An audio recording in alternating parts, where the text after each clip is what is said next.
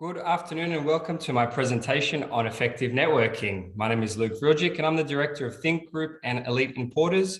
We've grown those businesses respectively 2,600% and 500% since their inception. And networking and relationship building has been a significant part of that. So I'm glad I can share some of my strategies for more effective networking and relationship building with you. And let's get right into it. So what we'll be covering today is how to set SMART goals for both professional networking events and one-on-one networking events. I'll be sharing with you the relationship building process and giving you some strategies to help improve your networking efforts. I'd like to start with identifying what is and is not effective networking.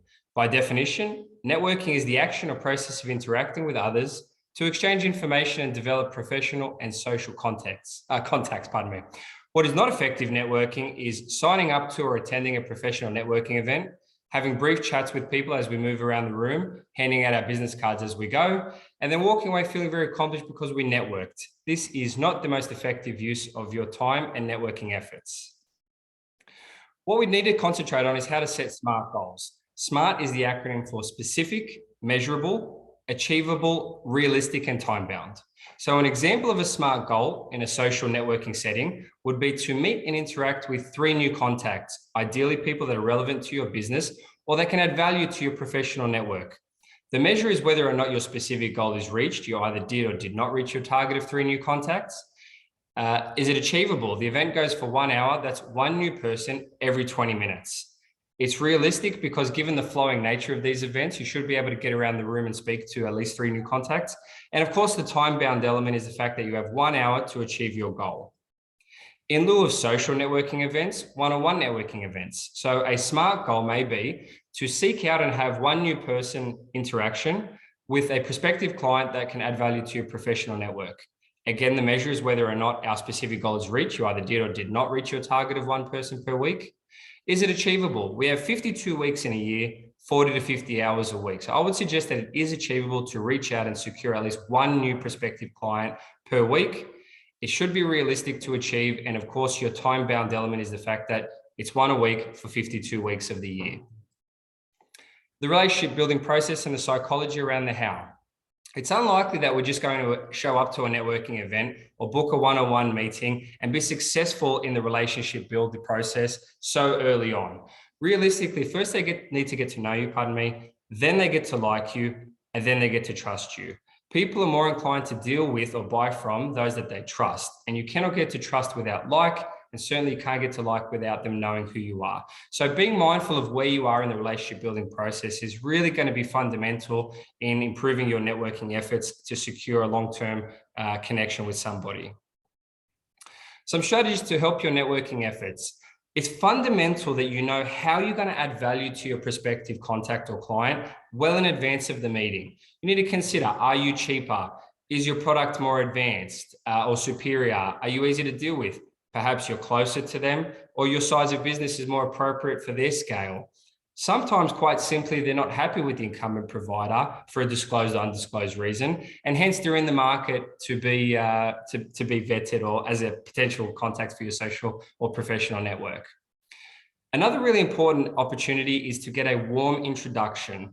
On average, cold calls return only about a 2% success rating, whereas warm leads or qualified leads offer you roughly a 20% success rating. So we're talking about a 10-time improvement if you can get a warm introduction.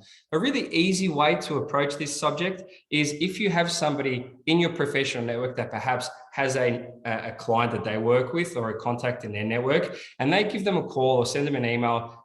Sometimes an introduction is sufficient to say, hi, Bill or Jenny or Jane. I have this really fantastic person in my network. I think they can offer a lot of value to your business. This is what they do. And please allow me to introduce you to them. Or could I please encourage you to have a meeting or a phone conference with them to see what they're about? It's going to yield a much, much better result than if you call them cold and say, hi, my name is Bill, Jenny, or Steve, and this is how I think I'm going to add value to you.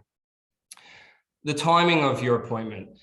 This can be hit and miss, but if you can identify early in advance whether or not your prospective client may be open to it, a meeting either before hours, after hours, or even at the tail end of the day can be that 1% that gives you or yields you a much better result.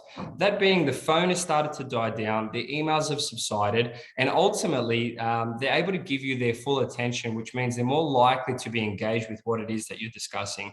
Again, this is not always going to work. And if somebody is not open to an after hours discussion, return to status quo and just set your normal meeting as you otherwise would. So what happens next? Once we get to the trust phase of the relationship building process, injecting some social interaction to that can really pay dividends also, pardon me. We are social creatures, and by default, we want to know who it is we're dealing with and what each other's likes and dislikes are, what our trials and tribulations are, and establish some commonality around who we are as humans. So a coffee or a meal, pardon me, at a restaurant or cafe can really solidify the relationship by getting to know each other more personally. Studies have shown that with a single food sharing event, levels of circulating oxytocin are higher, they promote social bonding and higher levels of cooperation. A takeaway thought: people can build you and people can destroy you. This is really fundamentally seeking to underpin who you are or what your business is by ensuring you have a strong working relationship. We don't want to just be a product or a price or a service. By really creating social awareness and the one-on-one relationship with the contacts that you're seeking to solidify, you're recognizing that you're less interchangeable if you have a nice working relationship. So again, getting away from the fact that we just don't want to be a product or a person, and certainly a service or a product. We certainly want to be engaged on a one-on-one level. So a quick recap: set SMART goals: specific, measurable, achievable, realistic, and time-bound. Know where you are in the relationship building process. Do they know you? Do they like you? And do they trust you? Center your conduct and efforts around where you are in the relationship building process and how you plan to get to the next stage. Use strategies to help improve your effectiveness. Do you know how you're going to add value to your prospective client? If you don't, more research is needed, and I would not encourage you to reach out until you know that information. And again, lastly, allow your personality to shine through. You or they are not a robot. And remember, a lot of good business was done over a meal. Thank you very much for your time. I hope I've offered some value to you. Please reach out to me at emergingleaders.com.au should you require more information. Thank you very much.